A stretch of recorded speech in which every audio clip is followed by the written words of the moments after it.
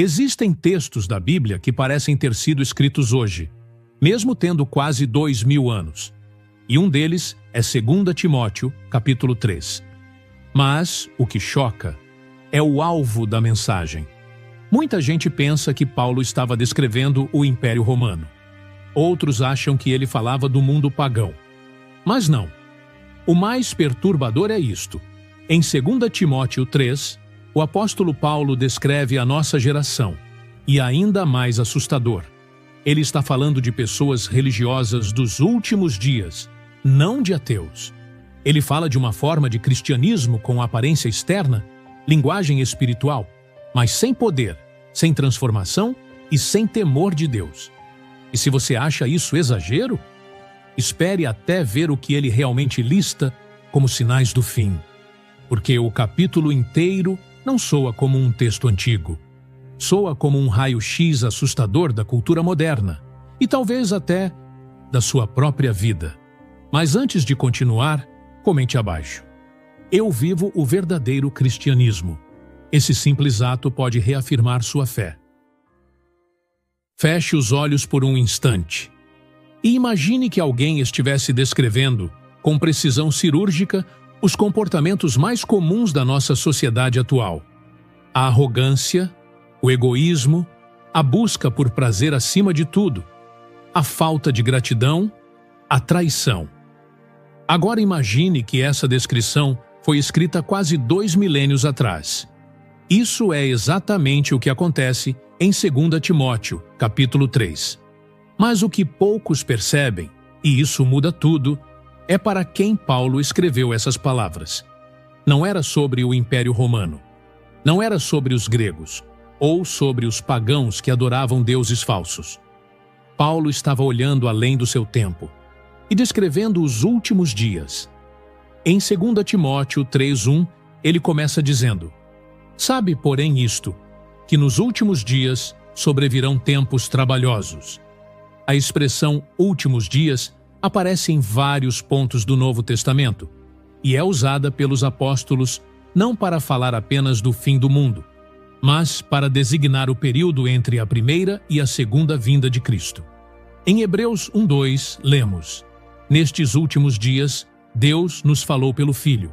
E em Atos 2:17, Pedro declara com ousadia: E nos últimos dias acontecerá, diz Deus, que do meu Espírito derramarei sobre toda a carne. Ou seja, nós já vivemos esse tempo profetizado, e ele está se intensificando. Mais perturbador ainda é o fato de que Paulo está descrevendo pessoas religiosas. Como sabemos disso? Porque ele termina a lista dizendo: tendo aparência de piedade, mas negando-lhe o poder. Isso está em 2 Timóteo 3:5. Essas pessoas não são ateias, não são seitas ocultas. São indivíduos que falam de Deus, citam versículos, frequentam igrejas, mas não vivem a verdade do Evangelho. Isso deveria causar um calafrio em qualquer um de nós, porque essa descrição não está falando apenas de outros, ela pode estar falando de mim e de você. E a pergunta que não quer calar é: como Paulo identificou que esses seriam os sinais do fim? O que ele começa revelando? Parece inofensivo, mas é muito mais grave do que imaginamos. Em 2 Timóteo 3:2, Paulo começa sua lista com uma frase que hoje soaria quase como uma virtude: porque haverá homens amantes de si mesmos. Mas repare, esse é o primeiro sinal que ele menciona sobre os últimos dias. E isso é muito mais grave do que parece. Vivemos numa era em que o amor próprio é celebrado em cada esquina. Frases como: ame-se acima de tudo. Seja sua maior prioridade. Ninguém é mais importante que você. Inundam as redes sociais, palestras motivacionais e até púlpitos. Mas Paulo chama isso de decadência espiritual. Não é força, não é autoestima, é idolatria do eu. Quando o eu se torna Deus, Deus se torna opcional. Esse é o coração do problema. O culto ao próprio valor, quando exagerado, se torna uma negação da dependência de Deus. O homem se torna o centro, e não mais o Senhor. O que Paulo denuncia é um narcisismo espiritual disfarçado de empoderamento. E a consequência é devastadora. Se eu sou o centro, então minha vontade está acima da verdade. Meu sentimento vale mais que a palavra. Minha experiência pessoal invalida qualquer confronto. E isso tem gerado uma fé frágil, subjetiva e sem arrependimento. Um cristianismo centrado no conforto, não na cruz. Agora pense comigo. Por que Paulo começa justamente com essa frase? Amantes de si mesmos. Porque ela é a raiz de todo o resto. Se eu amo a mim mesmo acima de tudo, então eu também sou mais propenso a amar o dinheiro, a ser arrogante, desobediente, ingrato, traidor. Tudo nasce da inversão do amor. Em Mateus 22, 37 a 39, Jesus deixou claro: amarás o Senhor teu Deus de todo o teu coração, e amarás o teu próximo como a ti mesmo. Veja a ordem: Deus, depois o próximo, depois você. Quando essa ordem é invertida, tudo se corrompe. Mas o que Paulo revela em seguida mostra que não é só uma crise de identidade, é uma rejeição consciente da verdade. Em 2 Timóteo 3,7, Paulo descreve um dos sintomas mais sutis e perigosos da apostasia nos últimos dias, que aprendem sempre e nunca podem chegar ao conhecimento da verdade. Pessoas assim não são ignorantes. Elas estão sempre ouvindo algo novo, sempre em busca de informação, sempre consumindo conteúdo. Elas têm acesso à Bíblia, a sermões, a estudos, a pregações, mas nunca chegam ao conhecimento da verdade. Por quê? Porque o problema não está na falta de dados, mas na rejeição do arrependimento. Elas não querem ser confrontadas, não querem ser transformadas, querem acumular palavras, mas não carregar a cruz.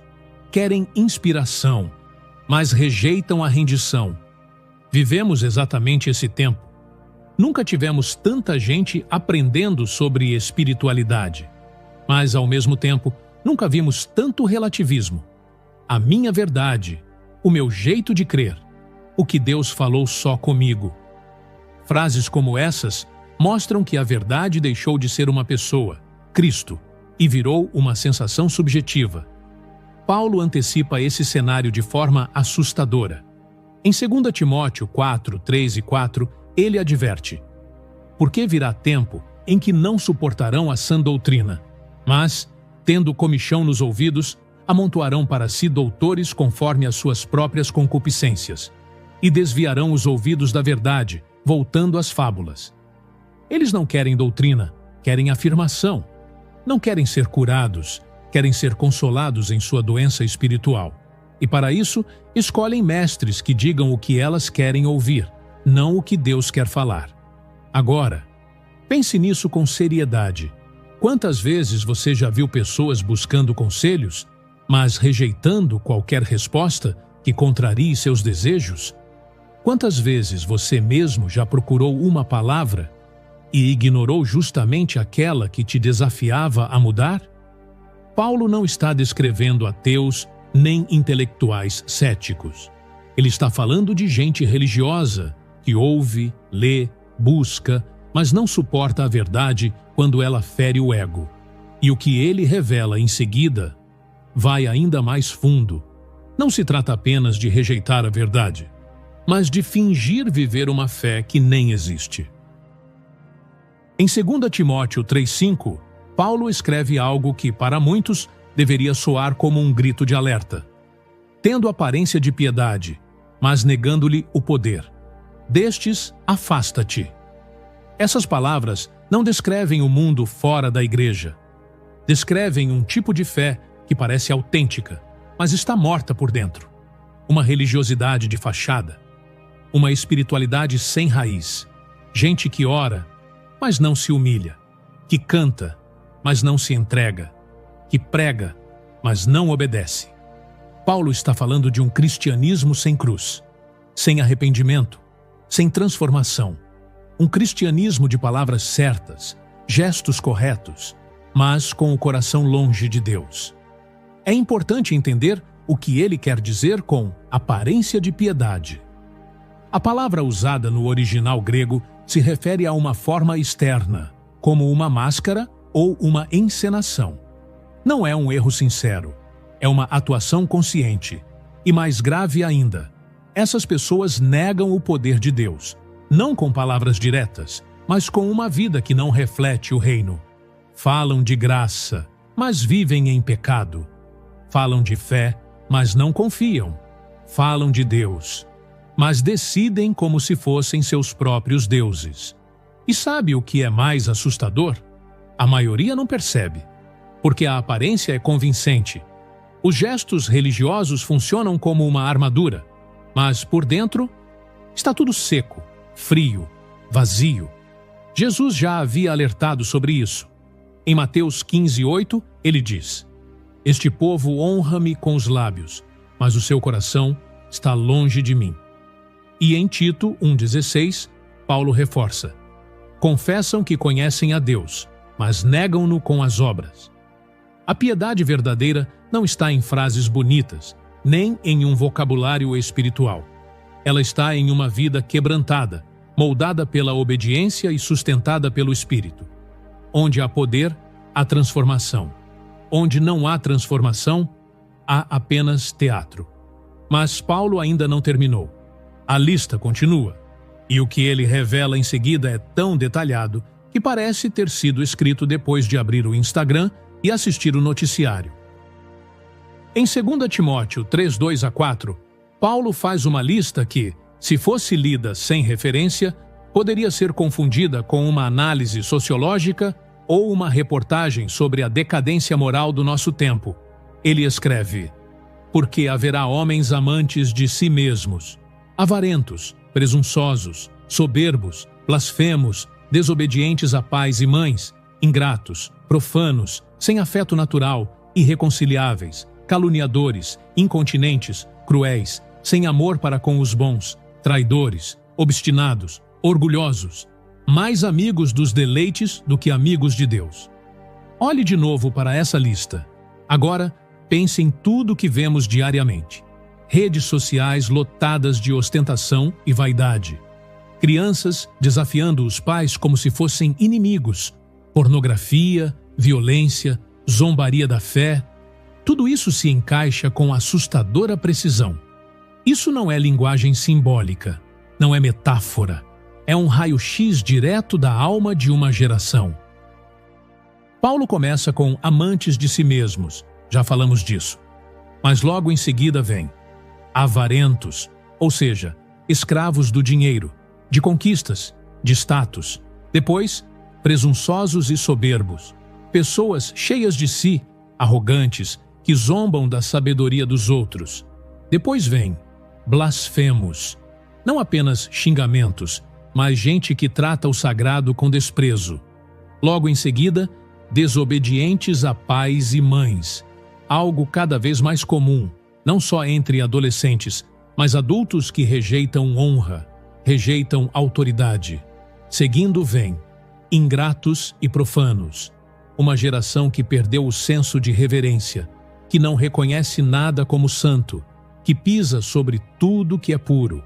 E então, ele atinge o coração emocional da crise. Sem afeto natural, irreconciliáveis. A frieza nos relacionamentos, o individualismo extremo, o desprezo por vínculos verdadeiros. Quantos lares destruídos por egoísmo? Quantas amizades perdidas por orgulho? É o que mais vemos hoje. Mas Paulo continua. Caluniadores, incontinentes, cruéis. Veja, não é só fraqueza humana, é uma brutalidade crescente, falta de autocontrole, prazer em ferir, cultura do cancelamento, ataques sem misericórdia. Depois, sem amor para com os bons. Vivemos um tempo em que o certo virou errado e o errado virou moda. Gente piedosa é zombada, gente perversa é celebrada. E, finalmente, traidores, obstinados, orgulhosos, mais amigos dos deleites do que amigos de Deus. Essa é uma das frases mais fortes da Bíblia. Mais amigos dos prazeres do que de Deus. Prazer acima da obediência. Emoção acima da verdade. É o resumo do nosso tempo. Agora, pare e pense. Isso tudo foi escrito há quase 2000 anos. Paulo não tinha internet, não conhecia reality shows, redes sociais, influencers, cultura do entretenimento. E mesmo assim, descreveu com perfeição o padrão moral de 2024, 2025, 2026. Isso não é uma previsão genérica. Não é como o horóscopo, que se aplica a qualquer um. É um diagnóstico profético, inspirado por Deus, com alvos específicos. E o mais perturbador, Paulo está falando de pessoas que se consideram espirituais. O que ele faz aqui não é só listar comportamentos, é mostrar que o molde espiritual da sociedade foi corrompido. A cultura deixou de ser neutra. O certo e o errado foram trocados, e a igreja, muitas vezes, está tentando se adaptar a esse molde, em vez de confrontá-lo. Mas o que fazer diante disso? Paulo responde, e sua instrução final pode ser a diferença entre apostasia e fidelidade. Para finalizar, é preciso lembrar que Paulo não escreveu esse alerta para gerar pânico, mas para despertar discernimento. Depois de descrever o cenário dos últimos dias, ele dá a orientação mais importante. Em 2 Timóteo 3,14, ele diz: Tu, porém, permanece naquilo que aprendeste e de que foste inteirado. Em outras palavras, não siga a multidão, siga a verdade. Ele também diz em 2 Timóteo 3,13, Mas os homens maus e enganadores irão de mal a pior, enganando e sendo enganados. O mal vai crescer, sim. A corrupção vai se espalhar. Mas a resposta do cristão não é se esconder. É permanecer firme na Escritura, no arrependimento, na obediência. A maior tragédia não é viver em tempos difíceis. A maior tragédia é perder a fé em tempos difíceis. E se essa mensagem falou com você, comente aqui embaixo. Eu quero viver a verdade, mesmo que custe tudo. Esse simples ato já é uma forma de declarar sua fidelidade a Deus. E se esse conteúdo te despertou, curta esse vídeo, se inscreva no canal e compartilhe com alguém que precisa ouvir isso. Alguém que talvez esteja preso à aparência, mas precisa voltar ao poder transformador do Evangelho. Não se trata de medo, trata-se de decisão espiritual, porque no fim, o juízo virá. Mas ainda há tempo para quem tem ouvidos para ouvir. Até o próximo vídeo, e que Deus te abençoe.